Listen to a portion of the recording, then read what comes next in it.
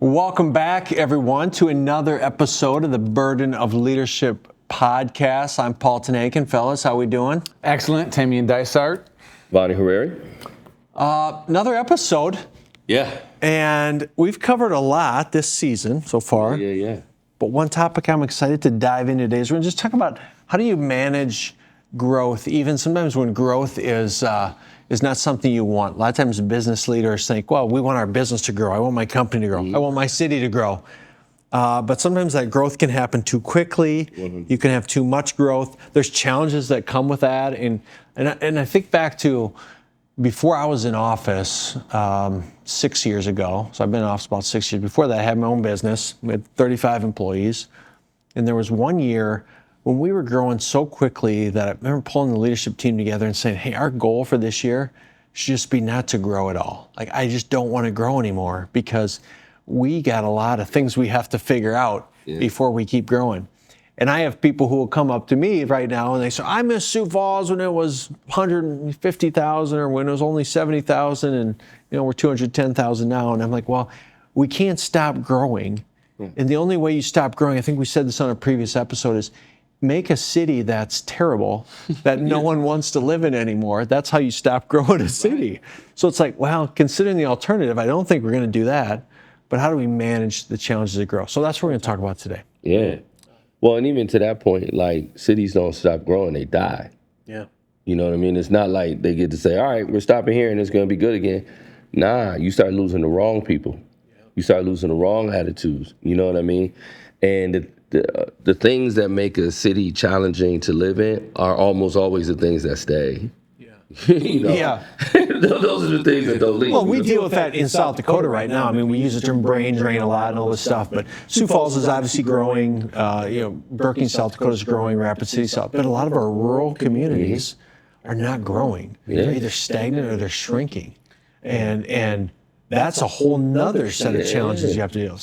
So I don't want to sit on here like, man, growing is a real pain in the butt. And it's a challenge, just like shrinking and dying and stagnancy is a challenge. So it's a dance. It's a dance. It's a dance. I think for me, when we talk about future, for me, it's just all about intention. Like, what are we doing on purpose? And a lot of times it's so easy to think a good environment like this is on autopilot. That's why I think we're pretty good. People always kind of defend themselves, and we don't always want to be negative or rain on the parade. Sometimes you got to step back and be like, man, we are amazing. Like you said, this is one of the best cities in the history of the world, right? Not even just the world right now, in the history of the world. You need all of that, but you got to be clear-minded and be thoughtful about how you're pushing things forward and not just leave things the way they are in the hope that they stay that way. Because when the world is getting more complex, if you are not getting better, you are getting worse. Because how do you manage through these things? I think, again, bigger, better is not always the way, right? Again, as a business, you can choose to pause and say, we're not going to grow for a year because we want to get excellent at the things that we're doing. We're in that space now. Again, is when I was in corporate America, I knew what it was like to operate a $10 million operation under this big umbrella of a juggernaut. That was much easier. Building a $1 million business, now a multi-million dollar business is a whole different thing. There's no blueprint that I've went to school for that. And so pausing at the appropriate pace to say, are we doing this on purpose with intention? We joke all the time, getting the emails, hey, can you use 60 more clients a month? We can scale your business. Like, we are growing appropriately based off of what we desire at this space. Obviously, you don't always get that luxury as a community because you don't get to say, okay, no more people in for a minute so we can get good at these type of things. There's ongoing challenge, and I echo what Vaney says about that level of intentionality. So from somebody who obviously has been leading our community over these last, 4, 5, 6 years, obviously there's a fine dance of getting people to participate in that, obviously from the city council, from the citizens, et cetera. That's got to be frustrating to a degree of how people, they just want this shiny thing. They love the amenities. Downtown is happening right now. They want all the good without the bad. How do you approach that fine balance of that? Because there's no right answer to it, but it's just saying this is the best approach of how we know how to do it right now, because there's no blueprint that you have at this space. There's natural byproducts to growth. So, in Sioux Falls, for instance, we grew by, 13,000, 14,000 people in the last couple of years. Well, we average like 5 violent crimes per 1,000 residents, okay? That's not high, it's pretty normal. I can find communities that are way worse, find a few communities that are better, but not many. So if you think about that, 5 violent crimes per 1,000 people. So if you grow by 10,000 people, that's 50 more violent crimes you're gonna have. So people will say, dude, we gotta slow down this growth. Crime is running rampant. I'm like, well, crime is still the same per capita. It's just, yeah, there's more because there's more people, but there's more everything. There's more sales tax revenue. There's more people driving on the streets. There's more people flushing their toilets. Like there's more of everything. It's when those per capita numbers start to get skewed, and it's like, well, instead of 5 per thousand, now we're up to 6 or 7 or 8. It's like, okay, now you have a crime problem. But what we have, as a community grows, you have different perspectives, broadening perspectives on different topics, different ideas. Sioux Falls is probably a good snapshot of America. I mean, in terms of the increasing diverse makeup, in terms of Republican, Democrat, we're about 50-50. So we're kind of a snapshot of America. So issues come up that you have to navigate through as you grow, and we were talking off air about cannabis, and medicinal marijuana and recreational marijuana, and it's a hot topic, and that's a byproduct of growth. A community's growing, the country's growing, policies on that are growing. So my role as a leader is to say, okay, how do I implement or not implement, fight or allow something like this in the community? What's the good? What's the pro? What's the con? And Vaney, I know you have thoughts on that in terms of, not that topic specifically, which I know you do, but just growth in general and some of those things that happen and some of the policies that come with it. It's just a thought process for me that really scares me. And I'll give you 2 examples, cannabis and our prison system. So cannabis is scary for me in the sense of how we approach the conversation. Whether is it a good thing or a bad thing versus whether or not it's a real thing versus a thing that we're going to have to deal with. People think about only in the nature of do we do it or not do it versus do we do it well. It's one of those things, if I look at somebody and I say, okay, historically, how do we judge a success of a thing? If we think about the war on drugs, and I don't even mean it from like what people would perceive as liberal concepts. Let's take it from what people might consider to be conservative concepts, which is fiscal responsibility, the sanctity of the family, leadership and community, all of those different type of things. If we were to evaluate like the war on drugs, for instance, and the amount of people that are put into prison that we generally house at twice the cost that we educate, that doesn't make a whole lot of sense. When even in our community where we have fairly low recidivism on the whole, it's still almost 50%, which is kind of nuts if you think about the success of that situation. So when we think about the expense and the cost of it, how many families have been broken up? How many things for in many cases, nonviolent offenses? And so when we think about that and we think about what we should do about it, a lot of times it's not, the conversation doesn't happen in a place of logic or outcomes. That there's less people who die from this thing than having vending machines fall on them versus sugar, fat, coffee, virtually anything. You know what I mean? And it's listed as a scheduled narcotic. These things just don't make sense at all based on the results or the outcomes. You take prisons. A lot of times I'll talk to leaders and I'll say, what part of our prison system or our justice system are you proud of? And they'll say, well, what do you mean? I said, well, what part are you proud of? I said, because when I talk to the people on the street, they don't seem to be super happy with it, police or people, defense attorneys or prosecutors, COs or POs, wardens or, school teachers or people who are dealing with reentry. No one's super happy with it. So why are we fighting so hard to keep it like this? We talk about having a new prison here in Sioux Falls. Do I want a new prison? Absolutely not. Because when you make more beds, you fill more beds. That's just the desire to do that. At the same time, when you have a prison, if I were to ask you to design a place where you could address the issues that would lead someone to prison, no matter what you came up with, it would be the opposite of prison. If I slid you a piece of paper and I said, develop something that's going to heal the pain, the absence of leadership, of a parent, of lack of education, resources, or any of those other type of things, and I said, create a place that dealt with this, you would never create that. So if we build another prison, do we have another opportunity to build it correctly? So no, do I want another prison? No, I don't want another prison.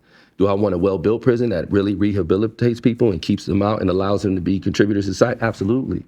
And so it's not as simple as just this or that. It's doing the thing well. If I talk to somebody about cannabis and I said, do you think there's any scenario with 30 some states that have medical or recreational or both that we don't end up where we are recreational? No, everybody knows we're going to end up there. Okay, so why aren't we figuring it out? Why would we be the last people to figure it out? Why would we let other states develop an economic advantage over us with their infrastructure and how they teach for something we know is going to happen inevitably? And why aren't we good at it? We have some of the best horticulturalists in the world that are losing their farms every other year. You know, and their kids don't want to take it over because it's such a hard, you know. So it's those type of things that I think don't actually happen because we don't get past the sensational nature of the conversations. So counterpoint to that. Yes. So as you know, as a guy who has to lead the city through a variety of opinions on topics like this, Sure. There's those opinions, and then there's people who will say, there's 30 states that have legalized, and we have a track record in Colorado, which has shown violent crime issues that have been resolved, black market issues that have been resolved. You know, in Oregon, that has basically decriminalized drug use, and they've tripled their overdose deaths in the last 3 years. And so that isn't getting it right either. So I think the challenge is you have growth, and you just have more. In a sinful world, you have more vices. There's just vices. And Sioux Falls we're a poster child for vices in I'm not against the industry, but video lottery. Pick on that. We have how many video lottery casinos? I don't even know. Mm-hmm. You can't swing a cat without hitting a video lottery casino in this community. And we have tons of vices. And they're good. They bring in revenue for the state. They bring in a lot of money. But we also then as a community have to realize, okay, we have to live with some of the challenges that some vices create. So most people can manage them correctly and can manage vices correctly. You got the 10% of the population that can't, and then society, oftentimes government, is pointed to say, hey, fix this problem that we created by not doing it right on the front end. So I think your point's a good one in that we just want to make sure when we introduce anything, whether it's a prison or a new vice or something, that we're doing it in a way that in 10 years from now, we're like, man, I wish we had done that better and more efficiently, and because we can't unring that bell. And so I kind of like that we're not early adopters in a lot of things in South Dakota, because I can see, all right, that's what they're trying to do in Oklahoma City, and that's not working there. We're talking about recreational and medicinal. That's what they're doing here. So I'll gladly be late to the game on it, and it allows us to learn as we grow. Well, I think that's for me is whether it's these topics or any of the other ones, with growth is going to come a whole lot of new and things we haven't experienced yet to date, right? And so are we learning to prepare for? Because a lot of topics, it's almost like, again, it's either or versus, again, are we actively preparing for the inevitable? Some of the things we know is inevitable, and yet when you don't see people preparing for, what is that going to be like when? The reality is 10 years from now, we're going to arrive in a time and a place. How do we want to arrive there? And when you talk about introducing new things, especially to a community who has historically been, I would call it a little bit more conservative, or state more conservative in things that just haven't experienced. And so when you grow in diversity, you grow in different things, you grow in some of these current impediments, there's no way for people to get really experienced in that. But there doesn't seem, going back to a couple episodes ago when we talk about Civitas, active engagement, there doesn't seem to be enough people actively engaging in finding out more. So there's a lot of opinions, but it's based off a lot of ignorance. That part. Yeah. That part. Bingo. And what's cool about this, even this conversation, is like political spectrum, like we're different, okay? But community, we're the same. For sure. We want the best for the community. 100%. And so conversations where people disagree on an issue, sit down at a table and can talk about something that they maybe have differing philosophies on. That's an increasingly lost art form. For sure. But even what you just talked about with prison design and so forth, like there's no guy in the city that wants a better prison design than we have right now. And like what we're doing isn't working. And all we can do is look at our track record and say, this ain't working, okay? So we've got years of history to say, this is not working. So we can either learn from that and pivot and maybe build a facility that will better, with the resources. Now, this isn't just a facility, it's a system, Yes. that will better rehabilitate these guys. Or we can build another building with no services that's just going to release people without the right skills. They're just going to be released out of a shinier building. Yes. And That part. And that's my whole deal is how. Like even on these, I'm not even convinced that we don't agree. And what I mean by that is it's just those very nuanced differences that we never get to. Like there's a difference between being late and being a laggard. There's a difference between, or being patient and just not engaging. There's a difference between letting it be a free fall or whatever. Just to cite Denver real quick, go back to that. That's an example. Black market is huge. Why? Because you got to pay more for the regular stuff. Why? Because it's taxed to be prohibitive. It's not meant to work. You know what I'm saying? It was done in a way to make sure that it didn't work. The result of that is it don't work. And so what I'm saying is that when you come at it, not from a perspective of I feel this way or I feel that way about it, but to say, if we were to do it, if the people said we're going to do it or whatever, what is the excellent way to do it? Mm-hmm. What's the best way to do it? What's the way to do it that doesn't cannibalize our people? What's the best way to do it that doesn't prevent business from being reputable? What is the best way to do it that pours back into our community and let us make oversized investments that get us a return that can't be matched by almost anything else, which is why most of these places that money goes to education. That's what I'm talking about, being excellent. So many people, even going back to prisons, when we think about that stuff, we think about it in a punitive nature. We can't let these people get away with it. No, we can't let them out not being better. That's what we can't do.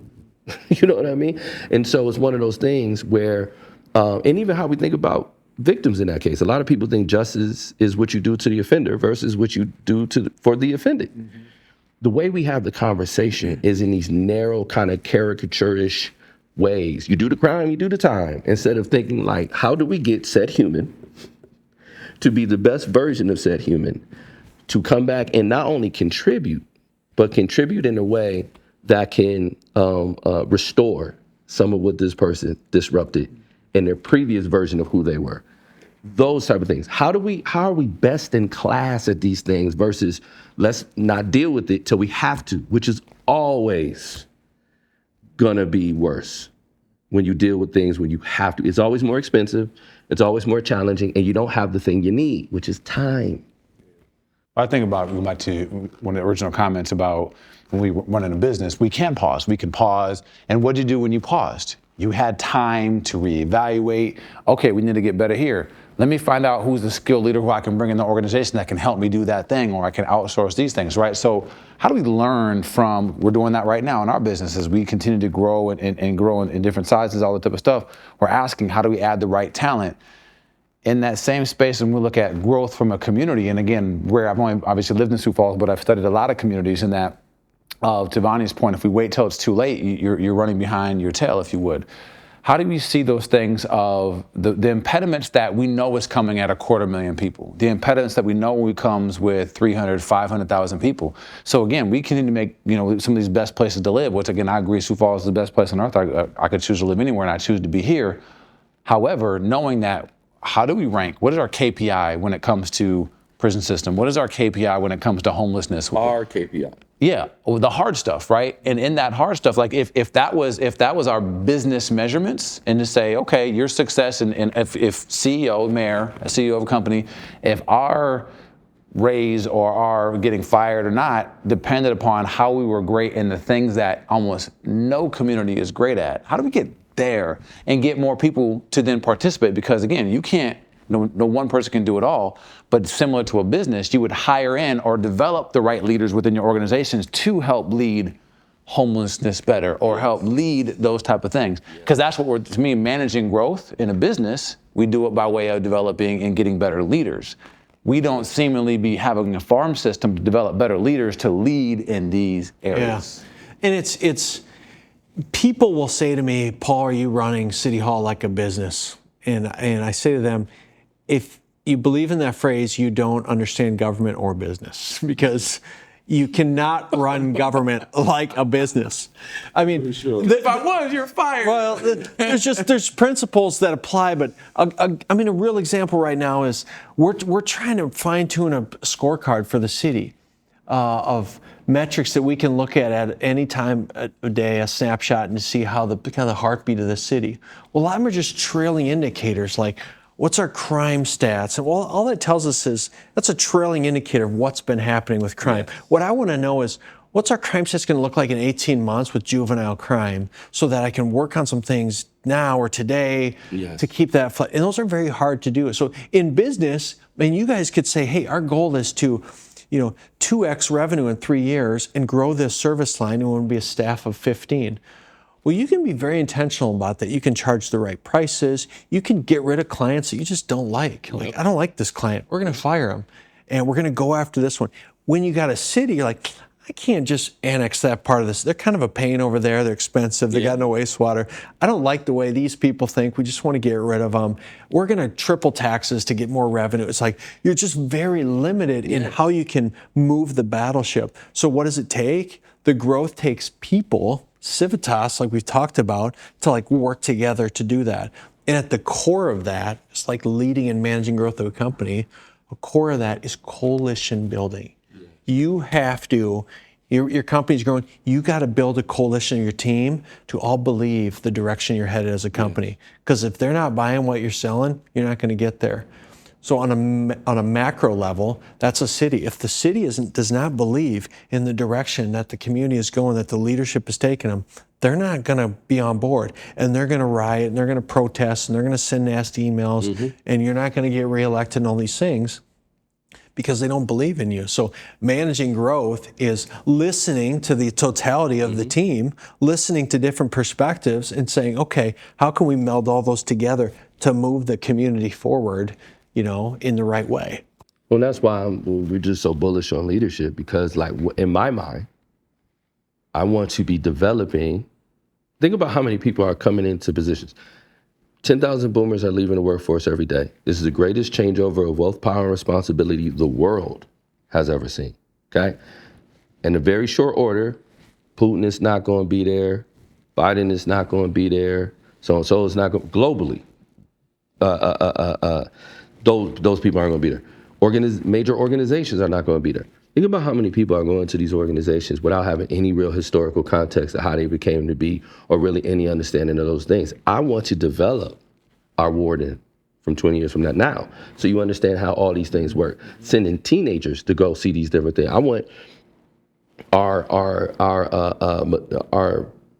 drug czar to be somebody who was raised in that thing, who really understands the rates and the impacts and this thing versus that thing, and knows the difference between this drug and what this one does and that one does, which most people don't. They got really passionate opinions, but they know nothing about it, especially if you claim a person who doesn't participate in those things.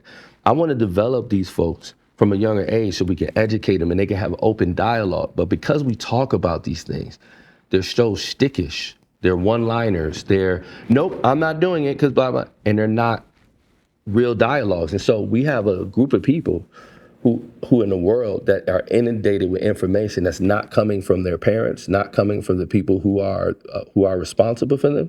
It's coming from all other parts of the world, and it's not being contextualized to our community because we're not having these conversations in a dynamic way. It's just one of those things where I'm the church, I can't be for this. I'm the police, I can't be for that. I'm this, I can't be for that. I can't. What are we talking about? If the world worked that simple, where you could just slice, like you said, you can't just cut the, it's there. What are you talking about? Yeah. It's those type of things. So for me, I want to develop just the most educated, plugged in, connected group of individuals that come up together that have a singular mission of improving their community and their world together. Holy cow. Holy cow. That's what I mean. No matter what the subject is, none of this stuff is going to be great to talk about it and everything, but like using our brains. Yeah. Using our brains. I think the biggest barrier to getting to that place, Vaney, I mean, there's two things. One is people buying into political ideologies. Okay. So, and as a political guy, I mean, there are certain things you believe if you're an R and you believe if you're a D. The second thing is, and this is a guy who, I got on Twitter in 2007. I started a social media company in 2008. We would have what we called tweet ups. And tweet ups were meetups for people who were on Twitter in Sioux Falls, because there were so few of us. And we go to a bar and we have a tweet up because, like, oh, you're on Twitter too. Hey, great to meet you in person. And there's this RT. What's RT? Oh, it stands for retweet. Oh, what happens? Well, you hit it and it goes to, For sure, aged yourself. I know I am. So it pains me to say the second thing that's a problem is social media. And social media has created an echo chamber of beliefs that don't allow people to think any other way than what their content feed is telling them to think. Yeah. And I love social media in a lot of ways. I built a whole career around it. I use it to communicate, but in some ways it has created such a closed-minded society that I believe what I believe because everybody in my feed believes this, and I'm not even gonna think. And they're getting fed stuff that 90% of the time is not even true or accurate or realistic. Let me give you this real quick. So we were talking to some teachers, and one of our leaders of tomorrow that we do for educators, and one of them was like, "We got to get rid of these phones. These phones are distracting kids, and they're dangerous, and they da da da da da da da da." And I was talking to her, and I was like, "See, that's my thing." That's not gonna happen. But well, here's the thing. We're like, I always tell young people, this is the only time in your life that the world is going to suspend its expectations of you, so that you can learn, grow, and develop. After that, you out here in the world with real go-getters like me, and I'll eat your lunch. Like, so you better get your stuff together before you get out here, because I really do this. And I'm telling them, and I was telling this teacher, I was like, well, why would we cast this thing out in the one place tasked to teach them? Think about it. You see what I'm saying? Like, we know they have the phones. We know they're going to get on the phones. We know they're going to do all these other type of things. But the place where we teach them, we don't teach them about how to use their phone. We don't teach them about how to fact check. We don't teach them about how to have that dialogue. We don't teach them how to counter. We don't teach them how to shut off. We don't teach them how to pace. We don't teach them how to process. We put it in your pocket, put it in your desk, put it in your locker. We don't want to see it. Cool, you can not see it. Still gonna be a part of my life. They can text under the table, man. I know. And so for me, it's one of those things where it's like, we think that if we don't see it or if we cast it away, it's gone and we don't have to deal about it, instead of actually intellectually dealing with it, even if what we end up having to do isn't what we would like to do. We would like to not deal with it. But that's not on the table. So sans that being on the table, what's the best version we have? The best version we have is to teach you how to use it well. People love telling you that guns don't kill people. They don't feel that way about anything else. They don't feel that way about anything else. How we use the things in our lives, all of those vices, all of those whatevers, because, hey, me and you do $20 on a football game, cool. I put it into a slot machine, not so cool. Hey, me and you have 6 drinks together. I drive home. You know, you got a good chunk of the people in the city that have DUIs. We do those. You know what I mean? You sitting in the park sleeping on the bench because you smoke weed. Not a good thing. It's just not a realistic way of processing through these issues so that we come out of it better. That's really what my focus is on. And when we talk about the future that I just hope to help participate in designing is just one where we don't see trapdoors and enemies. We see realities that we have to deal with, and we come into it clear-minded to get the best result we can possible, because why wouldn't we? Yeah. That's like my final 3 points on this of how do you manage growth and get ahead of it. A is just taking the time to have a vision of what that looks like for yourself. Like, what is the best version of Sioux Falls future-wise 10 years from now? Because we spend so much time trying to get people to buy into the now. Again, I was telling a good friend of mine recently, like, I'm pulling out almost a lot of this stuff here because I'm done trying to convince people amongst my peer group. I'm going to start with this next generation to start to help them vision what that can be. So when I have a clear vision of what I think that is, my second point is live your highest truth. That's one of my mantras. If just Paul, I don't care whatever political race you're in, whatever religion in, whatever your highest ideals are, just live those out. Let me see them every day, right? If you lived your highest truth, which will lead to the third one, you teach through the clarity of your example. And so in this, we see this firsthand all the time when we ask people in training, would your kids sign up to live the life that you're currently living? Less than 3% of people raise their hands, and we actually deal with high school kids, and they can confirm less than 3% of them actually want their parents' lives. Really? Mm-hmm. Yeah, like handily. So again, this next generation may not know what they want, but they're very clear on what they don't want. Yeah. What they see, when they see us too tired to come home, then they see their parents disengaging from complaining all day versus doing a thing. My girls are seeing firsthand active participation, right? And so therefore, they don't have an opinion without a suggestion or even action in that. And so teaching to the clarity of your example, I'm very opinionated on what I believe, but I'm not going to tell you about it. I'm going to show you by way of the results. Look at the results I'm getting, right? And so I think that's my opinion of how we truly manage growth and get ahead of it. In that, when we start to do that and look at this next generation, that's where my focus is going in and mentoring the next generation, the high schools, the college age, because at 44, knowing that my tethering to the next generation is quickly diminishing, how can I grab that now 16 to 26-year-old and start to develop a couple dozen Tamiens? If I can do that, I'll have more people that will actively participate to step into these various roles. And so that's my last opinion on how do we manage growth and get ahead of it, is those character traits. I think managing growth, I mean, just to put a cherry on it, recognizing it, confronting it's happening, and not saying, this social media, I wish we would go away from this, it's ruining our kids. Well, it's happening. It's here. So let's say, and God, I sound like such an old fart right now. Get off my lawn. Kind of, but understanding how we use it for positive change. So it's a burden of leadership. It'll always be around. It's always be something we'll have to deal with. So that's another episode. Thanks, guys. Like and subscribe and comment on the screen and wherever you're listening to this. Well, timing, tact, and delivery in these comments, y'all. We're going to be productive about the situation. Because, again, we would love to use this to fill another season, to create dialogues, and to really teach people how to have those conversations and participate in civitas in our beautiful community. Amen, brother. All right, guys. Thanks for listening. We'll see you next time on The Burden of Leadership. Bye-bye.